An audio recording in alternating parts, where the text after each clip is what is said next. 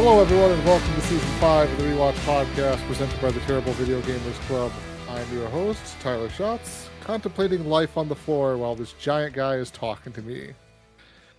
Joining me in this fine recording session is one Stephen Howard. Who only kills ticks with .32 caliber bullets shot into my stomach. Amanda Howard. Who will now be asking unpleasant people, where does this attitude of general unpleasantness come from? I have already used my quote once today. On me, yes. Thank you. One Nick Castillo. Yeah, I guess I love you too. The Josh Cox.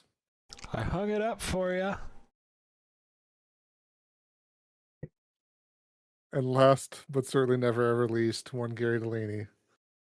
For the new season, I think I should stop, think, and try something new.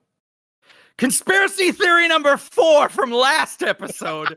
Steven is secretly trying to destroy the conspiracy theories on this podcast.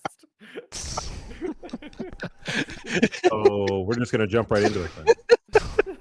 Gonna fucking toss that hand grenade in there and just waltzes into the room and just casually is like, hand grenade. It's only probably funny to Amanda and I because Steven fucked up the conspiracy theory count last episode. Yeah, I had to Now write a whole note into my conspiracy theory I notebook here. I have to shoehorn in a conspiracy theory just to fill the gap. And now, fittingly, we have to go back to last episode and put a pin in and draw a red line to the next episode. Ooh, Conspiracy there theory you number go. 4, drag it back and forth. Well, joke's on you guys. I'm starting at conspiracy theory number 5 today. Steven's off the conspiracy theory list. He can't do it anymore. Yeah, I think This he's is The true, privileges have been revoked. he's revoking it. Yeah, I mean, if it's a conspiracy theory from Steven, but I don't record it and Gary doesn't put it in his list, does it even exist? Ooh, is this a tree falling in the middle of The the tree woods? falling I on don't the know. forest, it doesn't exist.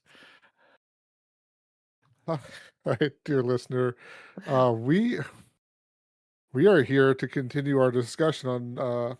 I was about to say Stranger Things again. I don't know why I keep calling this It's like Stranger the third Things. time in a row. That's just gonna be my thing now for the rest of the recording season here. It's just I keep calling this thing Stranger Things for whatever reason. Stranger Things number 1. Yeah, there we go. Tyler's mess up tracker here. We're here to discuss Twin Peaks Season 2, Episode 1, May the Giant Be With You. A wounded Agent Cooper has a vision of a giant who gives him several clues about the murder of Laura Palmer. Shelley and Pete recover from the mill fire, but Josie and Catherine are missing.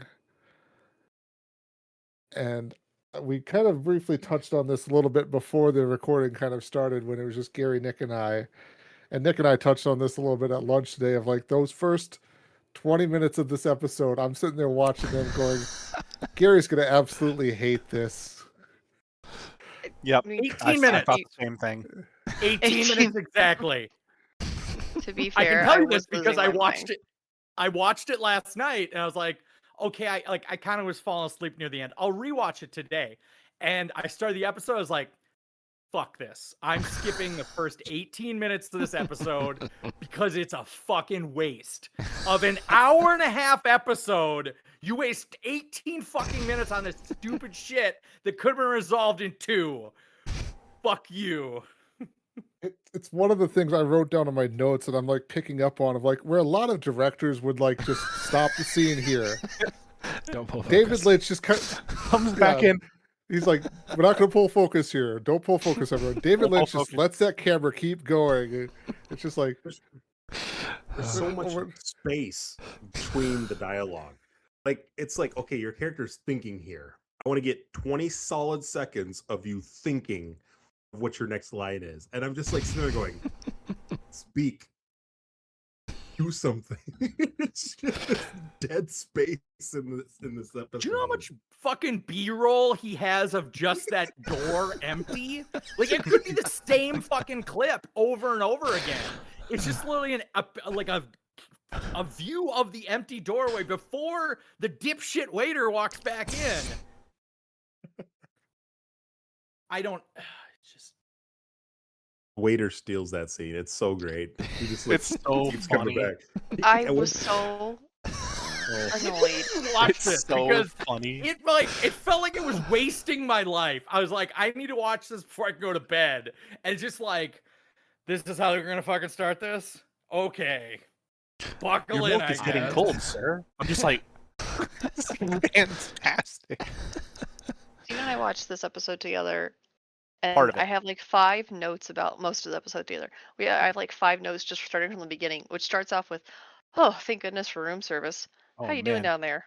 And then I was like, I'm gonna go nuts over this guy being totally unaware. No, he's really Amanda- freaking signing for room service while Yeah, bleeding right? out.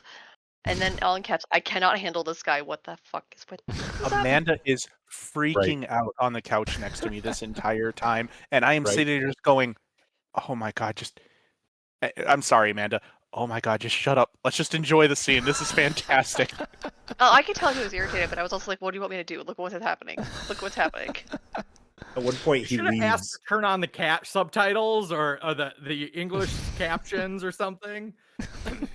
Nope. Japanese subtitles. You should have asked to turn on Japanese subtitles. There we go. We could dub it. He leaves at one point, and I was like, he's gonna come back in because he's done it like 3 times. And he, sure enough, turns around back at the door, and I'm just like, of course, why not have another conversation? Okay, I have a better version of this scene that I just thought of, and that is that the waiter only speaks another language. He only speaks like Spanish or what was there sweet? Who are the Nordic Icelandic? people? Icelandic. Icelandic. I don't know what language. Steven, what language do they speak in Iceland? Icelandic. Yeah. Icelandic. Okay, if he Secret only Russian. Yeah. spoke Icelandic, that would be a good joke. Like that has layers, and it's still wasting a fuckload of time. But it's like he's not even speaking English.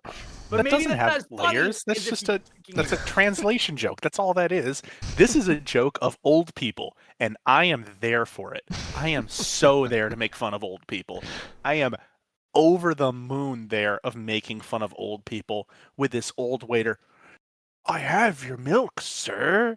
And Cooper's sitting there fucking bleeding out on the goddamn floor, and he's like, huh, this guy must have drank a lot last night. I'll Steven put it was- here.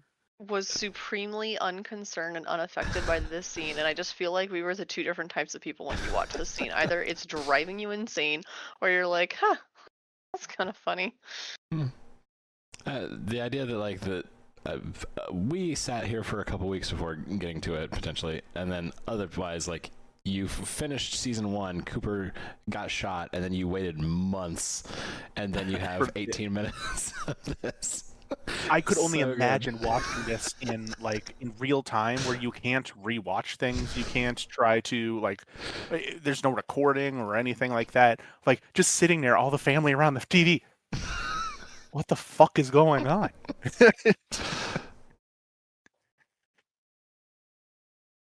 Conspiracy theory number 1. This is all a dream, or multiple different people's dreams, or it's the fucking Matrix, because none of these stories or like the way they tell the story are coherent. Like this is fucking just like stupid comedy. The end of the episode is a fucking horror show. There's a fucking Three Stooges montage in the middle. Like, this is not coherently one thought process throughout any episode. It's like you let 4 fucking people direct this episode, and they went 4 different directions. So Steven, what do you got to say? Gary is right for the wrong reasons. That's what makes this episode good in my view. Is I know I came into this episode with it's going to be Twin Peaks. I'm not watching Fast and Furious for good movies. I am not watching I don't know whatever, and I am not watching this for a coherent logic driven story. I am watching this to see what happens next, because my friends, and this is where I was going to go, As I stand here on the pulpit today, I was losing faith. I was losing faith, my friends, in my idea that this might be an alien job. But, sir, I was wrong. For the alien comes, the giant. He just evaporates out of nowhere. He has shiny lights. It is the alien reborn, as Zoltan did care. I can hear Steven like hitting his desk as the pulpit from the other room. So. The owls are not what they seem. Owls are not what they seem. Okay, that one was funny. It was that one did make me laugh because I was like, there was another one. There was somewhere else. It's a callback. So that's a right? callback joke. This show didn't have a lot of other callbacks.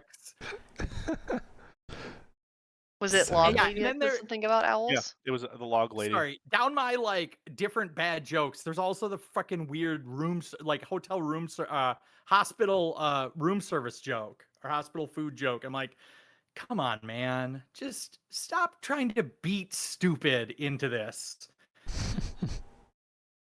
Anyway. But it bothered me. It bothered me a lot. It wasn't my sort of jam. And I reflected today between the first two episodes to say that this was probably a weird motherfucking show when it came out. Oh, yeah. And we're 20 years aged. So we have a 20 years aged like references and thought processes and music. And then it was just fucking weird. Like, I don't think anything of this translated. Like, if you think about a show or a movie that like tells itself out of order, you're like, oh yeah, it's like a Tarantino movie. It's just Twin Peaksing it. Like, let's just make shit up. Let's have different genres. Let's just make the audience mad that they missed it. Like, they sat here for another 20 minutes watching something that did not drive the plot forward. It did not go anywhere. I'm gonna say that's Twin Peaksing something. I'm going to say that that Gary has no concept of artistry in movies because Gary does not understand that this TV show is trying to come up with something of its own. It's not trying to be anything like that. It doesn't have to be a rehash of Tarantino. It doesn't have to be a Michael Bay film. This is Twin Peaks. What I meant is it's a very experimental thought process. But it's not a good experimental thought process because no one has attempted to copy it. It's just like, okay, then why is it a cult classic? Artistic choice. Then why is it a cult classic? Then why is it a cult classic? Nope, stop, both of you. I don't care. So, Tyler gets to go now. In the intersection of pop culture in my life and stuff like that, this came up on a podcast I was listening to. A former Nintendo CEO was asked at one point in time, Satoru Iwata, I believe is how you pronounce his name. Like, he mentioned that Twin Peaks was a reference in the Legend of Zelda games due to the distrusting like NPCs in those games, like Ocarina of Time and kind of around that era. It's kind of similar to a lot of the distrusting characters you see in the Twin Peaks show. So it had a very big influence on Nintendo at that time. So, I mean, Gary's reference of it not really influencing anything or not really, I mean, I would have to spend time looking at this because I'm not a pop culture historian or anything like that, but I think this show definitely carries a lot of weight for what it influenced it after it aired. Yeah, and I'd say there's something to be said for just being bold enough to be like doing the Twin Peaks thing, even if it's not, necessarily, it's not focused on trying to move the plot forward always in the most conventional way. It just wants to focus and said, hey, here's our happy-go-lucky character bleeding out, and still he's going to be like, well, hey, does this Reseda have gratuity on it already? Like, it's his weird little character moments in the middle of potential death throes. I would have really loved to have gone to Tibet. Right. But it's also like, we know in the show, whenever season 1 ends, Cooper's not dead anyway. We know that that's not going to be how the show goes. So it's something that it plays with audience conventions in that way too, that we're just sitting there, if we're going to be toyed with for months thinking like, did he actually die? Of course not. And now we're going to be treated to this little moment here of David Lynch having fun with that even further in the show. Shotzi? And I will say one of the things that I constantly catch myself a lot with this show is this show came out in the early 90s. Everything that has come out since then has definitely changed. So it's like the push-pull balance of, okay, this is how a typical show would act in these situations. This is how Twin Peaks acts. So it's a lot of that part that I know I'm struggling myself with, of like, okay, you're going to spend 10 minutes focused on this door frame. Most other shows that I would watch, this would be like a 2-second bit and then it'd be over. But no, we're going to focus 10 minutes on this door frame and have this comical interaction between the waiter and a guy bleeding out on the floor. But like JC said too, of like, Cooper's not going to die. Gary. Muted. Gary, you're muted.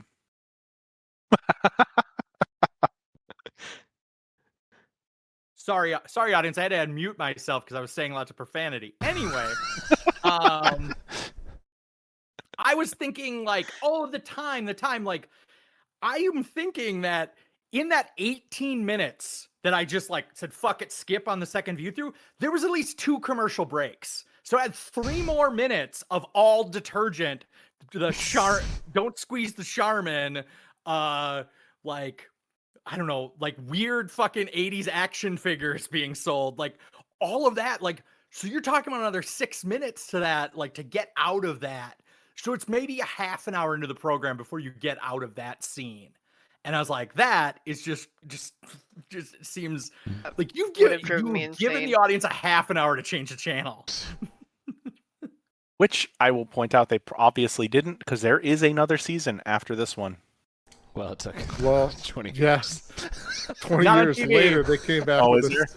Yeah. Is this the revival? Maybe this is something I didn't know. Is this the last season for... Season 2 is the last episodes on ABC. Yep. Oh, shit. Season 1, Steven they ordered a doesn't look full ahead season. At things, yeah. No, I don't. And then he doesn't want spoilers.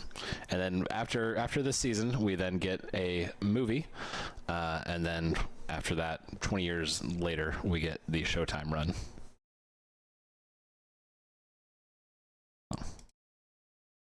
I enjoy it. I really enjoy I mean, we're putting the cart in front of the horse right now, right? This is all the conversation we should have had after we discussed everything that actually happened in the movie or its TV show. But I enjoyed this. I enjoyed the chaotic nature of everything, the turning everything up on its head. Oh my gosh, Audrey praying not to God for salvation, but praying to Agent Cooper, there's a alien angel that she comes out of. Like, you can't make that up. That's out of nowhere. That's fantastic. So yes.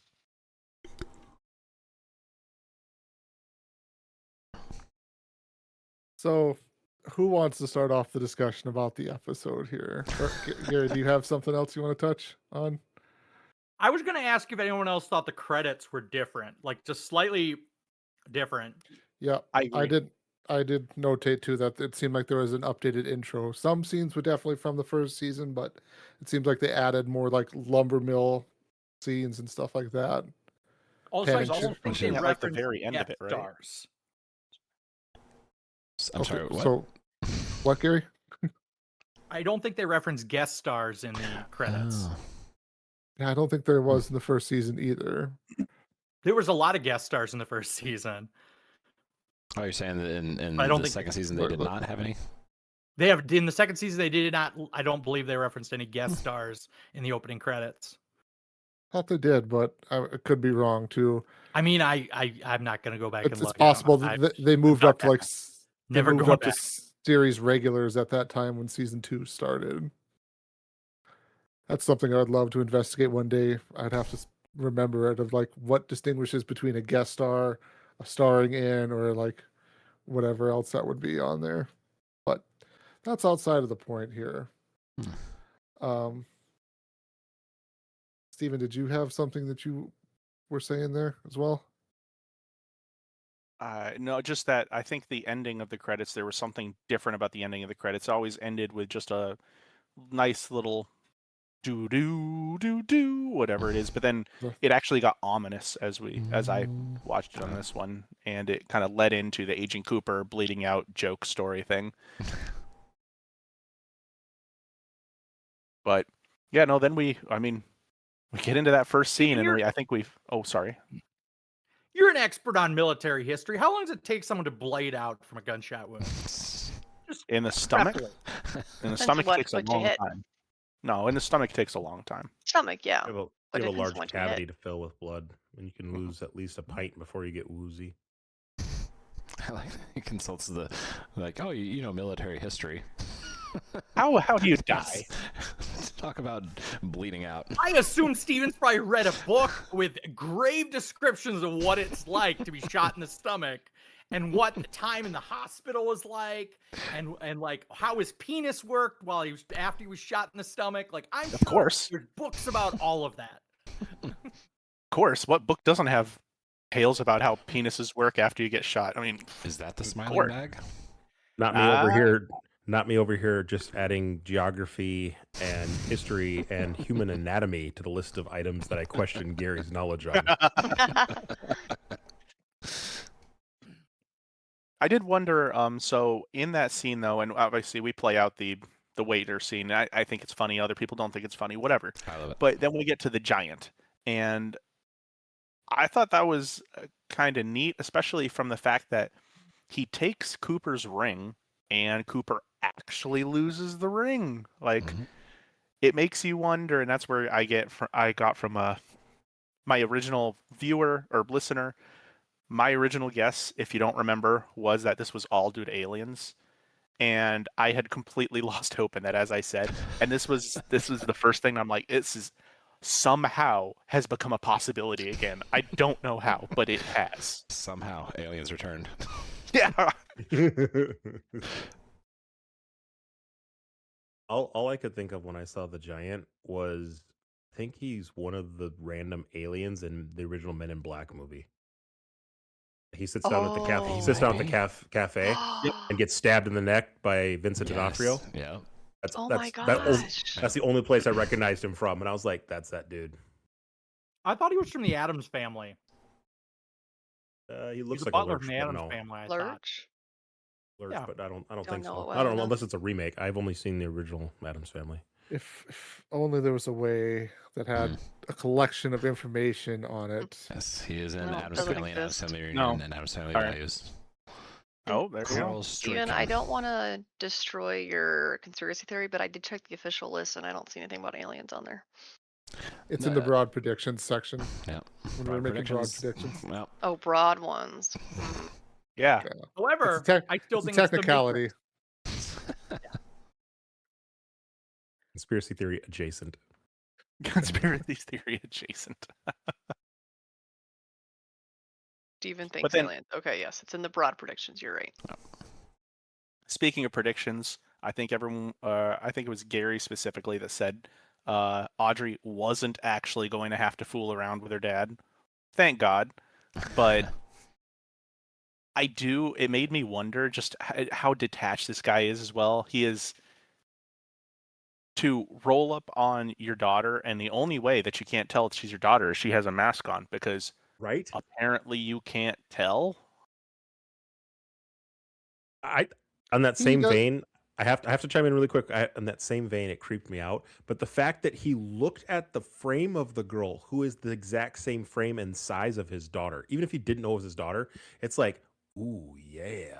Which means your daughter is your type, right? On the face of it, that's what it means. Because you're like, ooh, you look so good. It's like, she looks just like your daughter. That's just creepy on the face of it, even if you don't know that's your daughter. He seems like the type of guy, though, that doesn't pay attention to his own family. Plus, Fair. too, I mean, I'm not trying to make excuses for him because it's Go ahead, creepy. explain how this is lawful. But like, I mean, are you guys walking around seeing your daughter in sexy lingerie costume when you typically probably see her in an average teenage outfit there? This is inappropriate, listener. Yeah. This is inappropriate. But this is my same point. My daughter is 6. I'm not looking at 6-year-olds thinking that would I work. mean, Doesn't matter what they're wearing. there's a point there, but I sucked with the wordage on it. So I think I get what you're saying. Context of, I of get the what you're saying. situation. Yeah. Yeah. Hmm. Like Audrey recognized his voice immediately, and That's obviously the thing, she's like, kind of trying she to disguise talks. hers. Yeah, But I was sort like, of. I assure you that Don't do yeah, it. people close to me that are describing their voice, you're still gonna hear a lot of their voice in that. Mhm. Like she didn't even see him; she heard his voice and instantly knew. Yeah. Yeah, it was. I don't know. It just. it's And apparently, creepy. Blackie's addicted to heroin. So. Yeah, that too. That was a reveal, wasn't it? I don't think we knew that before, did we? No. I didn't know what he tossed her at first, and then all of a sudden she like pulls out like a rubber band or whatever. I was like, oh, okay, we learned something. So I think the previous portrayal of Blackie was that she had her shit together and she was a competent businesswoman who had Yeah. everything. But this was maybe another, like, unsure, and maybe JC knows, like, was there some interference or some redirection on this episode? Like, because yeah, Blackie was coherent, and this episode she's like kind of a loose cannon and a drug addict. Like, Yeah, it was definitely didn't caught get me off enough guard. room to breathe. I didn't remember how rapidly that shifted in tone, but yeah, it's like around Jerry, she just apparently falls apart and becomes just the typical street druggie. But yeah, I don't know if specifically on the behind the scenes stuff if there's anything. I know once we get through the middle of this season, David Lynch and Mark Forster kind of bow out, and then the show kind of gets taken over by other folks. And then, hey, guess what? The show doesn't get renewed for 20 years. So, spoilers on that. But, yeah, so as far as I know, this is still kind of David and Mark's thing here. So I don't know why the huge shift in that. I wonder if too. Well, this was it said it was directed by David Lynch too, but I was wondering too. It was like this is one of those things of like crossover episodes between seasons. Like stuff just slightly shifts because you might just not have your storybook completely in place or whatever. Because like I mean, Cooper gets shot outside of his room, right? In his room. In his room, yeah. He answers the door. I thought he was like, oh, so I had that backwards there because I thought he was going into his room and gets shot, and then he goes into his room, closes the door, I think, and then like, here's a He knock on finds the door. Audrey's note, looks at it, opens the door, gets shot. okay, so then I was completely thinking wrong the entire part of this episode because I was like, why is he in his room when he got shot outside his room? But that explanation makes more sense. But going back to the point I'm making, I was like, just is this kind of like a network, not a network thing, but just like a story processing thing where you're missing just some of the details maybe like between seasons. Late season episode 8, they need this specific beat to happen, so they've got to start establishing that Blackie's into the black tar, you know. But yeah, yes. So self-made, prominent businesswoman who can take care of her own. Can't have that. Let's give her a flaw. Men. It does give a reason for her to be hook, line, and sinker into this entire plot. She can't get out because addicted to heroin, I guess. Maybe there's no other supplier around or whatnot, but I don't know. It did seem a little out of left field for me. And it felt a little bit like, on that same note, Jerry felt remarkably sinister. Aggressive. Yeah. Like, he was just kind of like the aloof, like, hey, man, let's do some crime. I don't know. But now it's like, no, Blackie, like, Jerry, oh my gosh, calm down, bro. He leaves, and doesn't she say, like, he's bastard or something under her breath? Yeah. Like, she was terrified of him almost. It's like, I thought he was just a comically goofball brother. I didn't realize he was someone to be feared. Remember when he brought the bread? That was so fun. And they sniff the bread. Yeah. Right? Smell it. Even later in this episode, remember whenever he does like a cool little dance to Leland's stupid song? Yeah, yeah. He does the word. That's not a cool little dance. We will vehemently disagree that is weird fucking shit in the Matrix. Anyway, Do you think they tried to disconnect Audrey's dad into businessman, like him having to be the cruel businessman of a brothel, and like kind of slid some of that responsibility to the brother character, who really has no other responsibilities? He's a background character in the plot. I think Maybe. honestly, for me, his character transformation isn't as crazy as Blackie's, because I could see him being the basically, and this is using the term wrong, but basically bipolar, right? He has the two sides. He can be the, oh, let's go have fun, guys. Let's go dance on a blah blah blah. And then it's like, yeah, I'm gonna fucking slit your throat. I mean, fuck it, whatever. And it's he seems like that type of person who could just flip on a dime, and maybe that's what actually I kind of like that, in terms of it makes him a scarier character. He's the type of See, person that you would meet and go, this guy's fucking weird, but he's kind of cool to be around, and he's probably one of the most dangerous people you've ever been around. See, and I would associate that cutthroat nature more with Audrey's dad in the previous season, and I don't think he had nearly as much cutthroat. He was just kind of a perv in this episode. See, and that's Chaotic evil I and always lawful took him evil? well, no, I took him as a perv as well, but also just a sleazeball crime lord sort of person where I'm just going to give the orders. His brother seems like the person who would do the, if he can give orders or you can do the duty. He can go out there, maybe not crack skulls because he's fucking like 5'1" maybe, but he's going to be probably killing you somehow. Steven disrespecting all them short kings out there. Well, the only reason I say that is because there is a episode where him and his brother are like swimming like sharks, basically around what's his name, the Domino Liquor, and it's funny to me because Domino Liquor's got to be like 6'4". Jerry's got to be 6'2", and then there's this midget just going around. Steven, midget is a derogatory term. You're better than that. Get out of here, Gary. Can't even say Steven's big words on that. Because it's little. Yeah. I get it. Steven has belittled himself down to slurs. He can't even use big words anymore. Belittled himself? Is that where we're going with this, Gary? That was accidental, but still really good. It's a very short sense of humor that you have. Gary's big words. Yeah.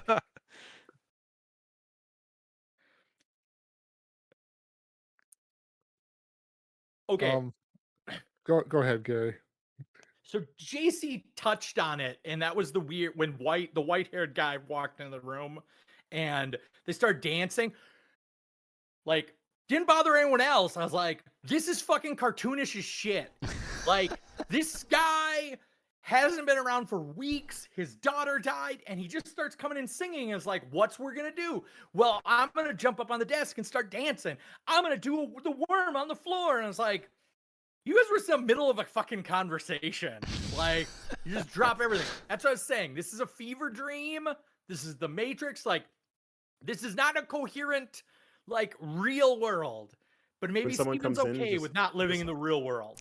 Someone comes in just humming a ditty, you don't like completely break down and stop what you're doing and have a dance party. There you go. Exactly. I like how Jerry is the dad, gets up on his desk too. Like that was like the direction too, and all of this was just so bizarre. It's like, okay, you could write and have them be like, haha, here's our friend. He seems to be in a cheerful mood. We're gonna kind of bounce around a little bit. Like, yeah, this is fun. But it's like getting up on his desk. The man is a businessman and like in his probably 50s. What the heck? I just thought that was ridiculous. But yeah, I'm with you, Gary. But it was, I don't know, quite fever dream. But it was pretty out there. It was crazy. It broke the scene in terms of we just came from the scene where they found he walks out and his hair is completely there's white. A whole scene with the parrot with and Maddie. I mean, we got to get back also where cousin looks at the floor, sees a stain, and screams, and then nothing. We do not get back to that. But it's kind of tense, and it breaks into this just little ditty sort of thing, and I think it's screwing with the viewer, and I'm here for it.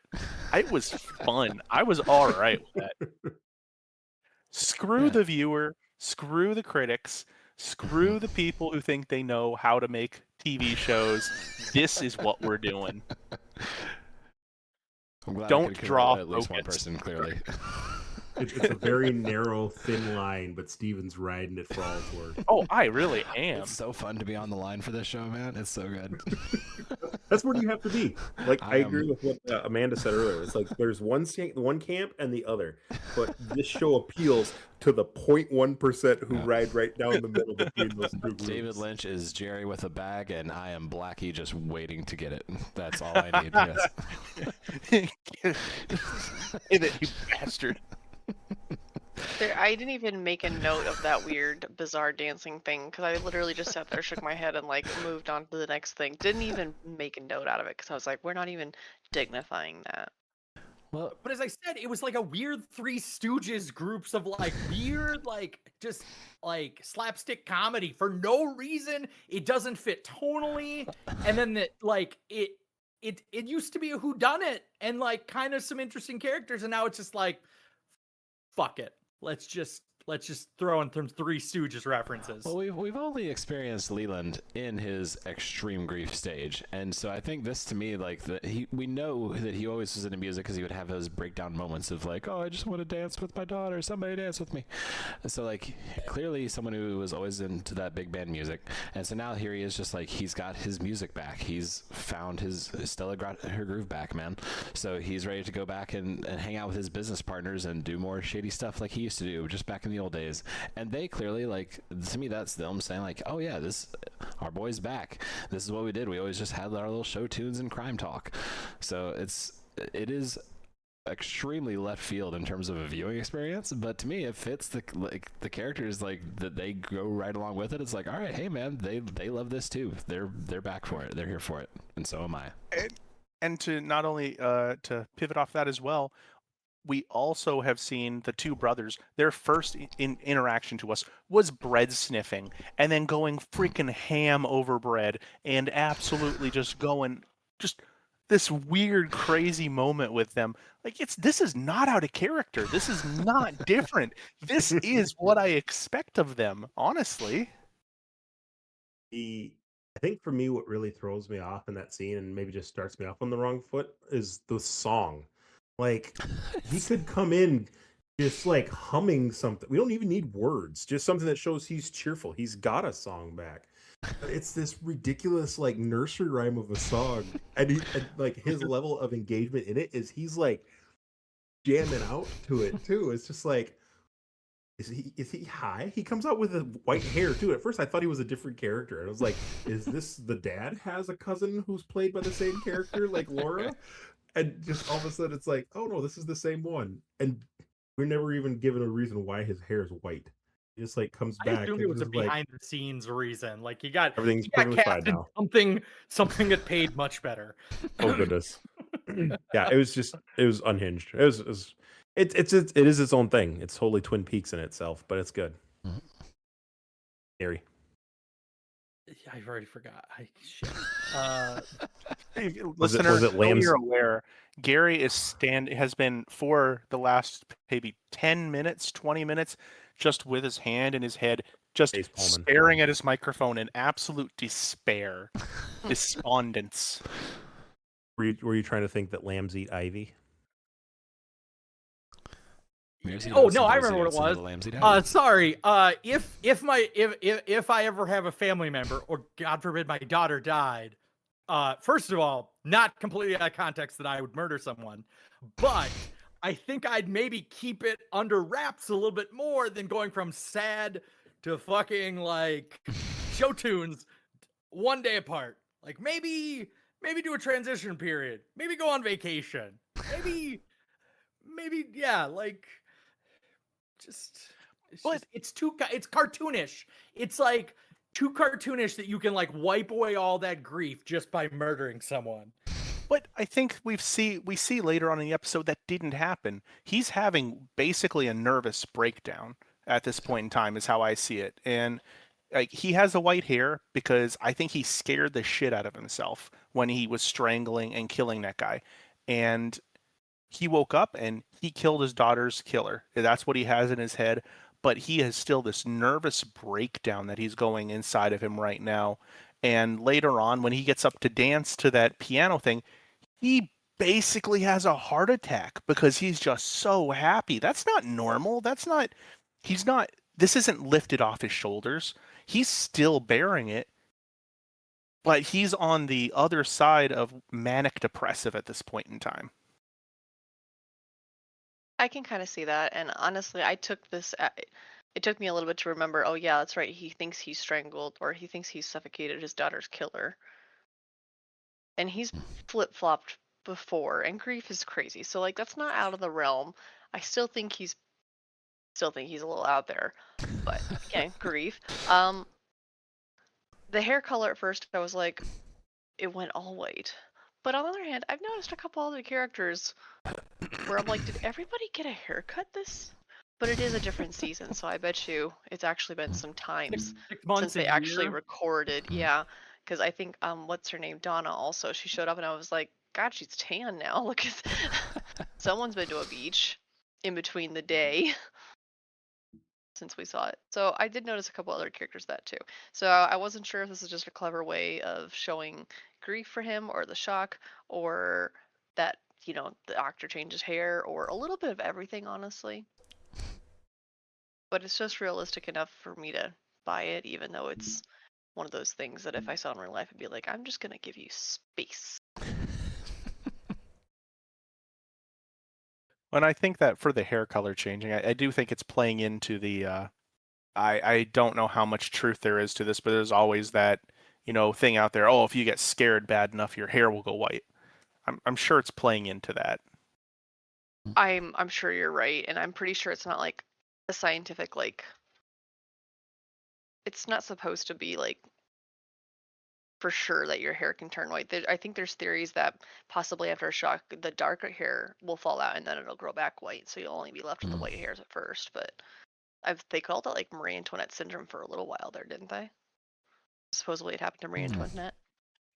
That's your Yeah, I history. remember hearing that. Your history tidbit of the day. What does your Ooh, military history say about this anatomical situation? Yes. What military strategy book did you read this in, Amanda? What does the penis do when the hair turns white? Well, I do not have the citation for that specific book. I am sorry. It has all of that information in it. It's not been scholarly. It's not a scholarly reviewed article. What's your citation? Me. It's in my head. I don't know where to tell you where it came from, like most stuff in there. I'm hearing a niche here that can be researched. Gary, I'm putting you on it. What? Oh. I literally walk. I've been half locked in this episode. What niche are we on? Just white hair, white guys with white hair. You said there's no scholarly reviewed article. I'm putting you on it. You got to do it. Review it and put it in a peer What are reviewed my journal. credentials, Steven? I should probably publish under my own name. You'll bring an outside voice and outside perspective to it. You'll be thanking me when you win the Nobel for biology. Excuse me, sir. Like, what are your credentials? Do you have a degree in biology? No, I'm just really interested in what happens with the hair of the penis turns white. I saw a YouTube video once. Yeah. Sorry. No, Steven, that's not going to happen. I'm sorry to disappoint our viewers. That scholarly paper is not being written. Like the world thanks you. Trying to look through mine. We go back to that first Leland sighting where we see that Maddie freaks out staring at the carpet. Yeah. The fuck is that about? I'm not going to say conspiracy theory, but I think the house itself is haunted because the mom had the same like weird freak out earlier. Maybe it's not the people, it's that the house is bad. Oh, she's also got that Who's this bloodline one? too. So if it's Laura and her mom, could be a Mhm. cousin. And honestly, later on in the episode, it feels like there's some sort of little bit of nefariousness going on between her and Donna. Like Yeah. they've stopped Yeah. being nice goody girls and they have become something else that I don't really know what it is, but it strikes me as if you're talking about like Laura, how Laura always wanted to do the best is what they said, and then she always brought people down. She always was hurting people. And it's like, is this how that happens? Is this like these people are trying to help people and now they're becoming whatever the fuck Donna did in the prison? The darkness inside them is what got to her. Yeah. Laura's possessed glasses, and then Donna becomes somebody else right. when she wears That's them. what it is. So I know this is the introductory episode to the new season, which is supposed to like establish the characters and kind of reset the stage for where you're going. We talked about this, I think, a lot with Game of Thrones. But like I wrote down of like, what the fuck is up with Donna this entire episode? She Yes. seems like completely different. She's like smoking a cigarette and trying to be that like cool, distant, cold character. It's like, what? Who are you? James Okay. broke up. James Yeah. James and Laura didn't work out because she was too edgy. He fell in love with me because I was different. I know. I'll change who I am and become more like Laura. Okay. I vehemently disagree with Steven because he's wrong. And he has no understanding of how fucking Donna is. Donna wanted the sunglasses and wanted to smoke cigarettes because he wants to be Laura. Like, she lived a boring life, and then there's a murder in her town, and she's like, well, shit, this schoolgirl routine isn't working for me. Like, my best friend was having a lot of fucking fun with the cocaine and the sex. Like, why don't I try that train for a while? And also, James was into that. So she's trying to be more like Laura because she feels incomplete as herself. So she's trying to imitate Laura and be a bad girl. Anyway, I don't know who, Steven, still wrong. Gary is incorrect. Because, my friends, first of all, I think Donna sees where being Laura gets you. It gets you in a body bag. I mean, that is like the entire key of this entire series is Laura ends up in a body bag. She ends up sexually abused in a body bag. I'm not sure that's exactly where Donna wants to go. And I think that also in terms I don't know, maybe she is a little bit jealous of Laura, but in Sounds like you're sort of agreeing with me. I don't think we've seen anything saying that this was Laura. Laura went around smoking cigarettes, wearing dark glasses, and giving oral to hands through jail bars. I mean, that was definitely Laura. It's like I don't think we've heard anything to that context. JC. I vehemently disagree with both of you. It's somewhere in between, I think, where it's I feel like she's very much got the Laura glasses, and I feel like Laura was her dark edgy friend, and this was her way of like wanting to act out in that way. It was having that darker side of like, oh, I can be aware of what the bad side of being the good kid is, because she was just the person that like stayed at home and didn't sneak out and had like she had her little sister to cover for, things like that. But now that Laura's gone, she just like is trying to experience it herself. And I think part of it comes from the fact that we've seen James do his puppy dog routine for Maddie, and so she feels threatened by Maddie now. So she says, well, Laura had James' interest, and then only whenever Laura was really gone did James actually show interest for me. And so now with Maddie taking the scene, she needs some extra edge to get James's attention, because of course, who could live without the attention of James Hurley and his dashing forehead? Like, Real quick, That's fire. Before you go, Nick, I do want to say the one thing that upset me about this episode is James did not die. So we can move on now. Man, where's all the hate for James come from? James is such a boring goddamn He's just character. so boring, exactly. He's the glue that everybody is focused on trying to get. In How an is he episode boring? where we saw a waiter talk about cold milk for going on 18 minutes, James Hurley is the most boring person. Like, it's crazy. I was just going to chime in really quick and say I'm kind of in the middle too. I don't think that Donna wants to be Laura. I think she does like to live a little dangerously in this episode. But she has it all. Like, it's not like she's trying to get his attention. She's got James now. James is clearly distracted by a multitude of things because I don't think he's boring. I think he's just dense. But yeah, I don't think that she's trying to be somebody else. I think she's just like trying to find out who she is, and for whatever reason, the direction or the character choices, she's just very unique in this episode. Unique is a way to put it. I agree with Nick. I partially agree with JC. Steven's still fucking wrong about his point that this is what, like, all the actions that Laura did caused her to die, and that Donna wants to be on that path. Donna wants to be on that path based on the information she has. So take down everything that the viewer has and then whittle it down to just the information that James and Donna and the other girl have. They don't know about the brothel. They know about that she was kind of a slut. She had a boyfriend and a boyfriend on the side. Maybe they knew about some cocaine.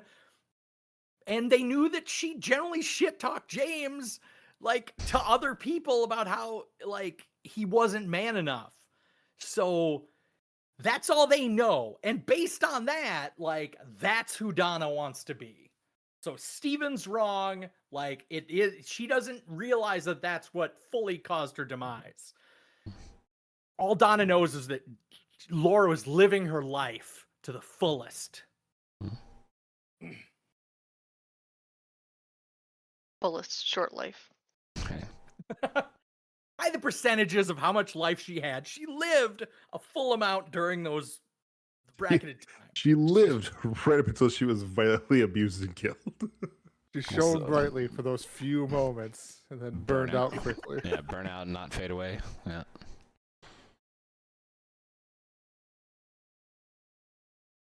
Oh, geez, what else? We've just been kind of like all over the place with this episode, which is fine because I like Ice all over again. when Agent Cooper woke up and Yes. Lucy catches him up. And let's see, I have the. Did you write the it down? better quote. Oh I yeah. did, I but thought about mine's not taking in notes. I was order. like, that's quite the. How long have I List of been out? items. Yeah, and they say, Lucy, Interesting you day better we've had catch him since up. the fire. the VFW fire. Also, is there exactly one person who, through all that violence in the last episode, exactly one person dies? Is that right? Okay, I thought many people were dead at the end of this Right? last episode, Jacques and then died. That we today know of. half of them are in Jacques died. comas. Yeah, only one Mhm. is actually like dead. So That's Lucy it. sits there and says, Leo Johnson was shot, Jack Renault was strangled, the mill burned, Shelley and Pete got smoke inhalation, Catherine and Josie are missing, Nadine is in a coma from taking sleeping pills. And Agent Cooper goes, how long have I been out? Yeah. Only been overnight. Like, Hmm. and like the doctor says, is we haven't had this much action in one night since like the fire or 1956. something. Yeah, something he says. And I sat there going back, wait a minute. What do you mean they're in comas? I thought at least 2 more people were dead here. Only half dead. Mhm. I mean, at least 2 people were shot during the night, Agent Cooper and Leo, and neither one have died. Mm, How the So- fuck did Leo survive? Like, That's what I'm wondering. Because Looks like he got shot in someone the even says chest. later on brain damage, and I'm like, what do you mean brain damage? And he's still alive? That's not brain damage. He was shot in the head. well, I thought if he was maybe shot in the lungs, because he wasn't shot in the head, he was shot in the chest. That's If what he I was thought, shot in it was the a lungs, chest shot. maybe it Oh. deprived of him air. Maybe it hit his lungs and brain. Well, air I mean, I don't know. I don't He know. was He shot should be chopping dead. wood, apparently. So He's I mean, chopping. not what I Fucking remembered. right. I am so glad they went into him for that. He was chopping wood inside. You know Leo. And he just fucking stares at him. He was chopping wood inside. Like, he is looking at him like he is the dumbest mother in the freaking world. And it's like, I get it, man. Yeah, that is really stupid. Also, he left a witness. Like, But he didn't see if him. you're He gonna see didn't see somebody, him. He specifically said he didn't. There was nobody no, else no, there. no. Bobby was inside and he saw Yes. Leo get shot. He saw Leo, Bobby but doesn't he didn't see leave Bobby. until he can guarantee that Leo is dead. Like, if he's still breathing and moving around, maybe you hit him a little bit with a piece of wood to slow him down. He just got shot and he looks like he's dying. We all thought he was dead. Why would he stick around and do more? He's a scared high school kid. He is a fucking sociopathic high school kid. He didn't read enough military history books to know about the bleeding out situation of a chest wound. If he had read the Epic of Caesar, I mean, man. Required reading for all high school quarterbacks. Of course. Well, with his dad, maybe, actually. Ooh, it's true. Which, speaking of which, Uh-oh. I'm pretty sure I said, I can't add this as another conspiracy theory because it's already been mentioned, but his dad works on a classified project around there. This is going to turn into The Mist. It's what it's going to be. This is where it starts, man.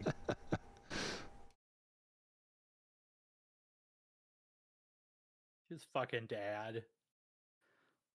Was anyone else bothered by the dad speech? Obviously, everything bothers me about this episode being fucking incoherent. But Steven, do you think that was a good heartfelt speech? They're just coming together as friends. It was a good heartfelt speech. Turn Bobby's life around. It was a good heartfelt speech, and then he stood up and gave his son a handshake, and I was like, all right, fucking man. All right. I guess you got almost there, almost to the finish line, and just fumbled. Yeah, Dang did it, you also Bobby. catch that he mentioned that his work is classified? I'm kind of wondering if that's going to be something that comes up later on. Could be. Dang it, Bobby. If It'll weren't my never son, be I'd hug mentioned you. again. I'm just saying, It'll I don't have a never be solid mentioned. conspiracy theory, but it could be that whatever his work is actually like, maybe there's a reason these houses are haunted. Don't have a solid conspiracy I'm theory, out. but I will let you guys know.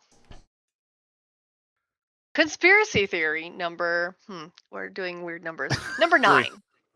I love it. No! I love it. I'm trying to fix the continuity from last episode. Okay, I don't know what Ooh. number we're on. What are we on then? Is it We're on Three. number 3? 2. We're on I had 3. one 2? conspiracy theory. I strongly did- object. You had 2 conspiracy theories.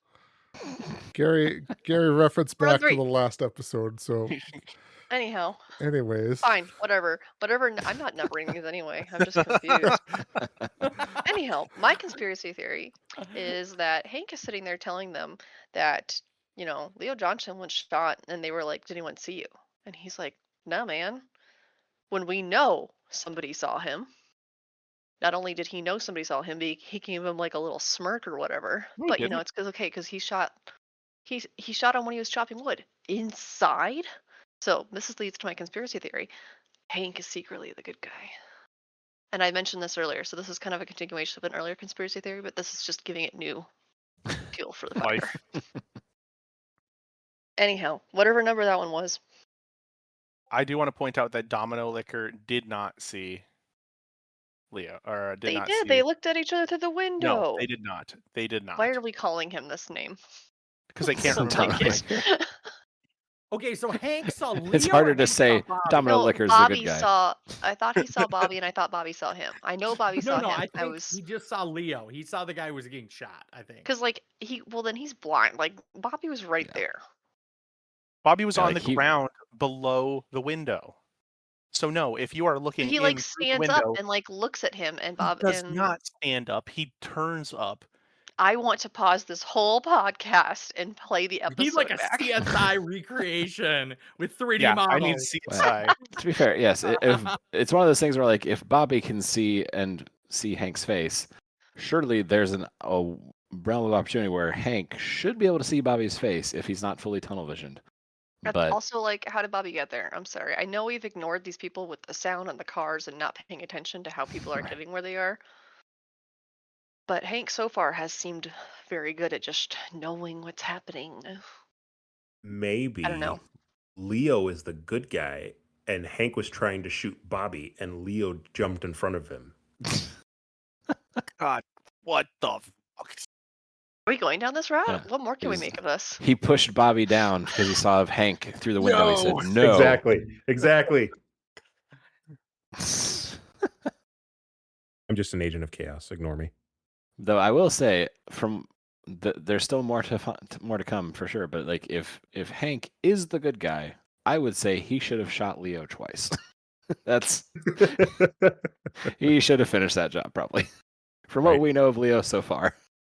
Yeah, Leo's one of the ones where my first impression of him, which I assumed was wrong because I assumed the show wanted me to was thinking that, but nope, it was totally right. He's bad guy, and we don't like him. I will agree with that. I thought about this episode. It was like, oh, it's 100% confirmed. Leo was there when Laura was murdered. Like, your first instinct was completely correct. We just went down a very crooked ass fucking road to get there. Well, I mean, we saw how he was treating Shelly, and then we saw that he literally tied her up and left her to die, which leads me to my next irritating thing. Why has no one from the police talked to Shelly yet? Like, what is happening here? They're letting her rest. She needs her space. Ridiculous. I'm not really sure. It would be good to try and have them talk to Shelly. She seems wide awake and kind of in heat too, so.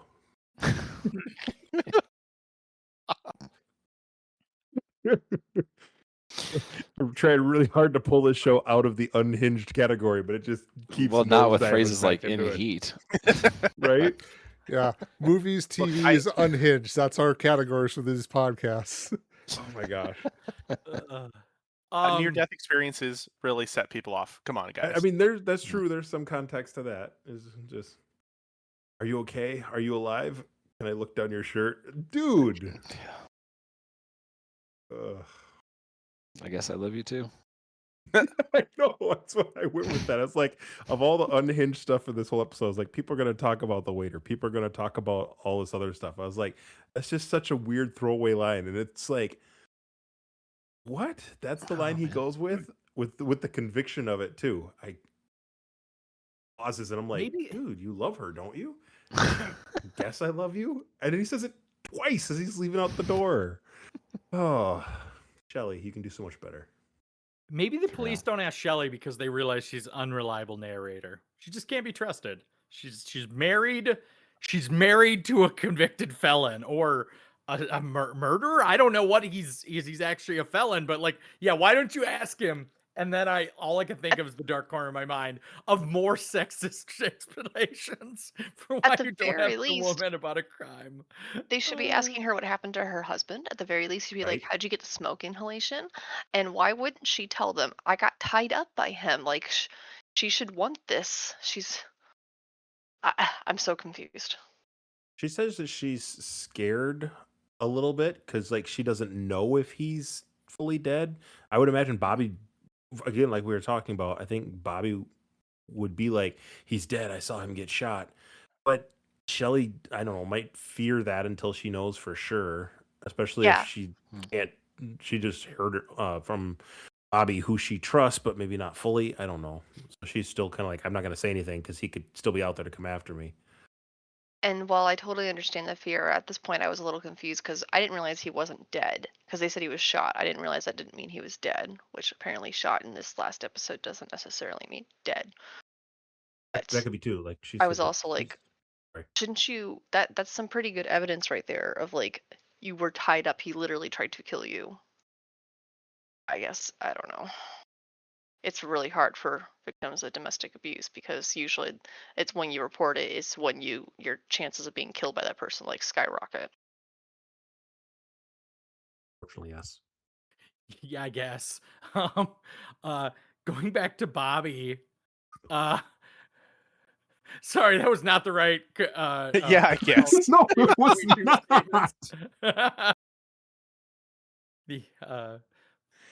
Anyway, sorry, audience.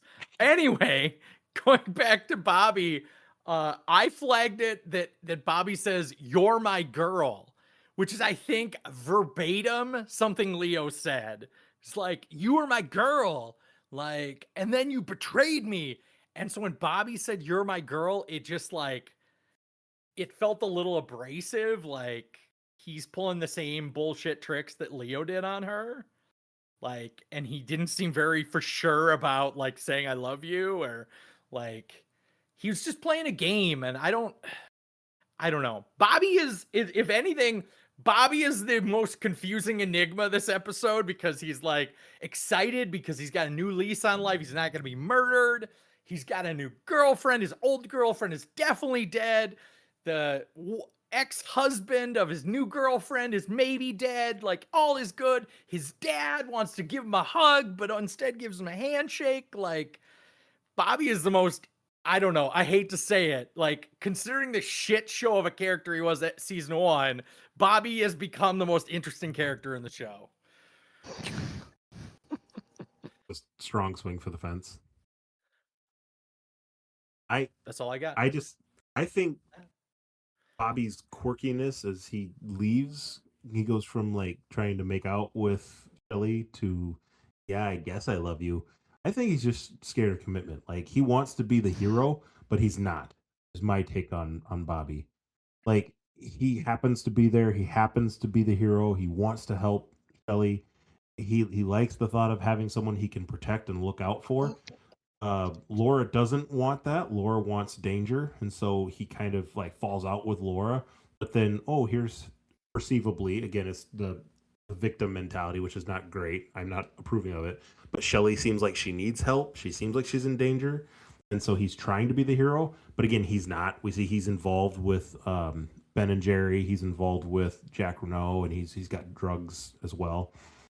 And so he just happens to like skate by on all the other stuff that goes wrong. And then once again, it's like, haha, well, to Gary's point, haha, everything's perfect for me now. I have what I want. I have the girl. And the girl's like, I love you. And he's like, oh crap, what have I done? I guess I love you too. And then like slowly walks back out of the room and tries to like leave. I don't know. It just seems weird. It's a hard pivot for me.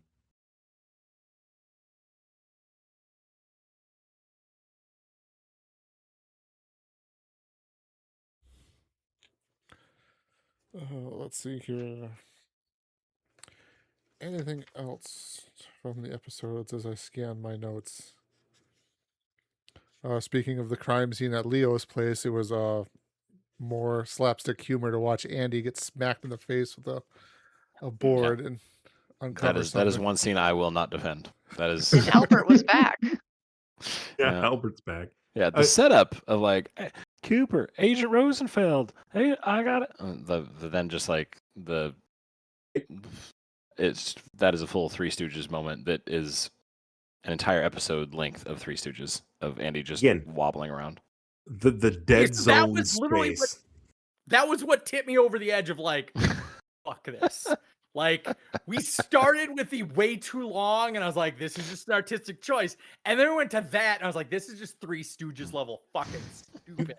Like, this is not, it just didn't, it felt like it was a whole different genre. Like, it was trying to, like, insert comedy that didn't need to be there in the middle, and I was just, it threw me off the wagon if I wasn't already ready to get off.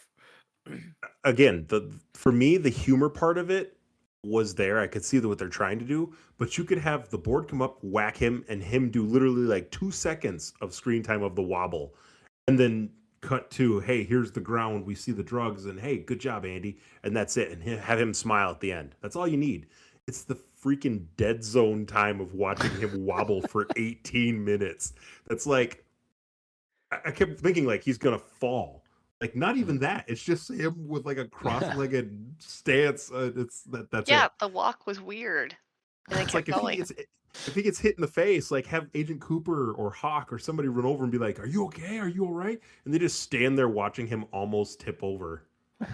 It feels like one of those things that like whenever you're making it, you just like tell the actor like, okay, just keep going as long as you can, and like so you can get like as much time to cut out the best 5 seconds, and instead they're just like, no, we're just gonna put the whole thing in. Yep. Yeah.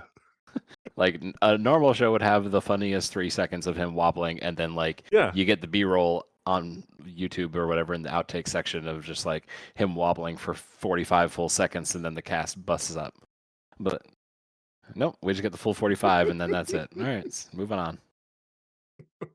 Yeah, that was definitely Oh. another scene. Just too Yeah. long. Like, Yeah, because like he has those moments of Three Stooges comedy with his everything, like dropping the gun outside the hotel. Drops the gun. Yep. Fantastic. Love that little scene. But like it's a quick second and then they recover and they react and then it's back to Yeah. business. But here they're just like everyone just stops and just lets the Andy show happen for a while. And yeah. I'm not a fan of the Andy show, turns out.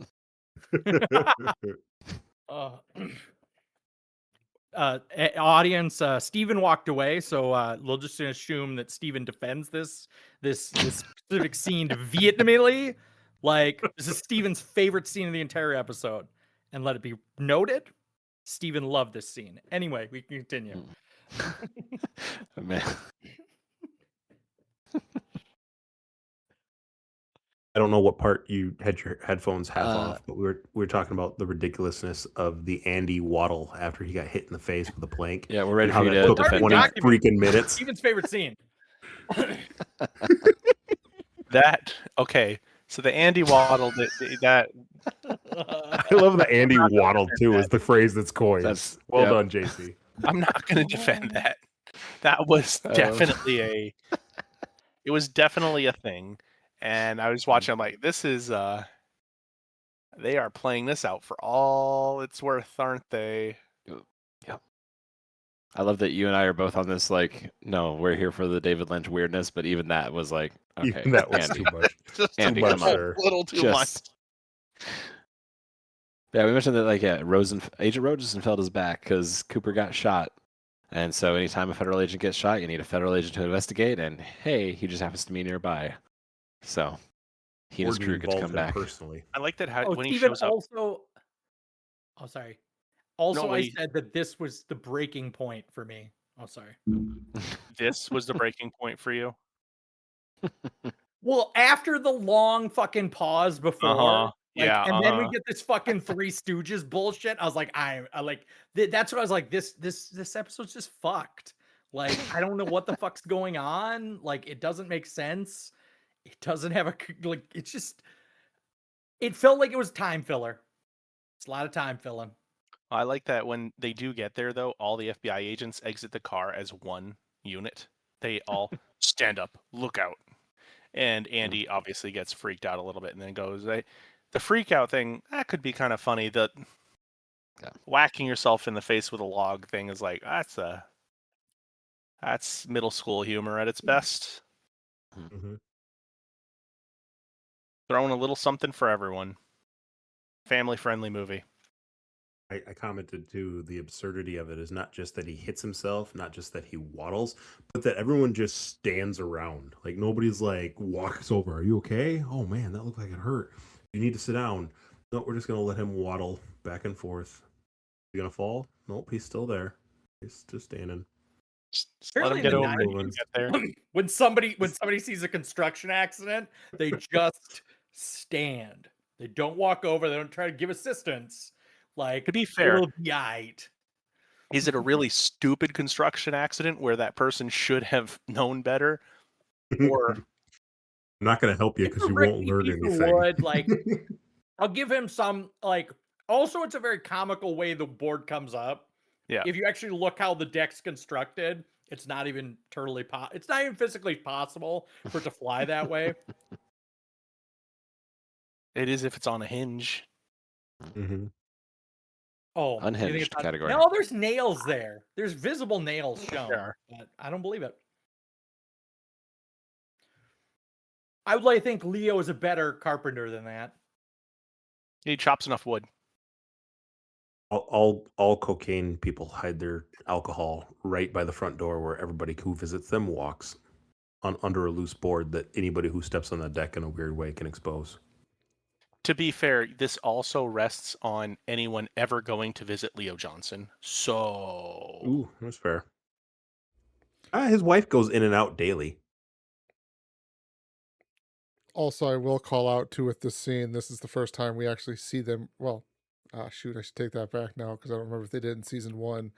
But they're wearing gloves at the crime scene. Cooper is picking up this evidence Yes. out of the deck there Noticed with a it. pair of gloves Yes. on. So it's like, must have learned Seriously, something between the seasons.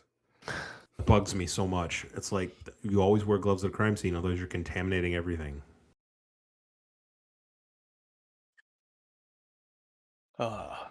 And then another minor thing to touch on too is we cut to the restaurant scene there, and there is Log Lady hawking gum there in her booth area. Like I stopped for like I let the scene keep playing, but I just stopped for a second. Like, did she just like hawk out a giant piece of gum and just stick it to the wall? Yep. Gary. It almost seemed as if she was supposed to, on the first take, it was supposed to stick to the wall, and it didn't. So she had to pick it up and like stick it to the wall because like that's where it needed to be for the scene. And then she puts in a new piece of gum. Yeah. I think it's like a bubble, yubba bubba or whatever. It's like big freaking chunks of gum. I was just waiting. So she spit the first thing out and put it on the wall, and I'm like, there's no way that was gum. Like, is this like food? Did she spit out like the pie? Because everyone's making this big thing about the pie, right? You gotta try the huckleberries. But just waiting for it, and then she puts in another piece of gum. I'm just like, what? In that scene too, it starts with this like up close cutaway to some random patron who just stands up from his chair and goes, "That pie's delicious," or like shouts something weird, and then it just cuts back to Donna sitting back in the booth. Like, do all patrons leave the double R by just randomly standing up and shouting something positive about the food? Conspiracy theory number 4? Conspiracy theory number 5. 3. There is cocaine in the huckleberry pie, which is That's why how they smuggle everyone it to the loves it patrons. so much. Look into the Meals on Wheels. That's right. Ooh, there you go. I like that. It's in the coffee. That's why Cooper's always like, "This is the best coffee ever." In the sugar packets. Oh, man. Oh, sorry. I was gonna say it's also fun that the log lady, I think she's actually at the back. She's against a back wall of the diner. Mhm. So she has like the most like small town in everyone's business. Like she can see everyone in the Observe everything. diner.